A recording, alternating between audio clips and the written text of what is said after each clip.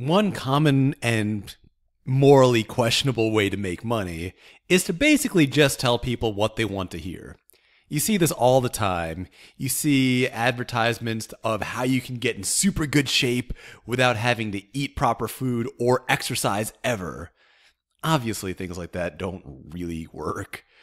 You see things like that in history, and back in the olden days, people used to sell, I kid you not, radioactive water, telling people that this radioactive water was magical. They sold tons of it, and obviously, radioactive water is going to make you sick.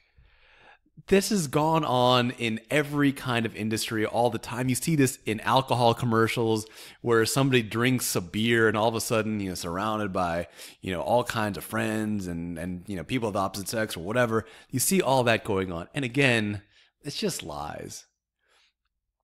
One of the most popular lies out there is that you can somehow get better at the SAT without learning anything at all.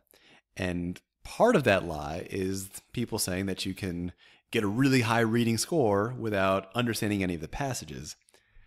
That, as far as I've ever seen in my entire life, is just a lie. There's no truth to that at all. You might be able to cleverly guess one or two questions here or there. If the question is just asking what a word means, yeah, you can probably get that right occasionally without looking at the passage. But if you actually want to get all the questions right, you need to deeply understand exactly what the passage means. If you find yourself using things like process of elimination, that should actually be a signal to you that you don't know what you're doing. You're not ready if you're using process of elimination. If you find yourself on any passage using process of elimination, go back and reread the passage. To do well on the SAT or the ACT, GRE, GMAT, LSAT, MCAT, whatever, on the reading section, you have to actually know what the passage means. Deeply understand every part of it. I know that there's a million people telling you, listen, you can just use these techniques and you'll never have to learn anything or read anything. They're lying to you so they can make money. That's all they're doing. They're just lying because they want your money and they know that's what you want to hear. Of course, everyone wishes there was a way for that to happen. Those ways don't work, they waste time, and they prevent you from developing the skills you actually need.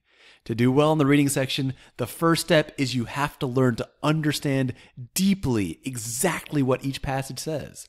In a bit, we're going to talk about the difference between predictive and analytical reading and why you need to use analytical reading on the SAT, mostly because the SAT passage and questions are designed to make predictive reading simply not work.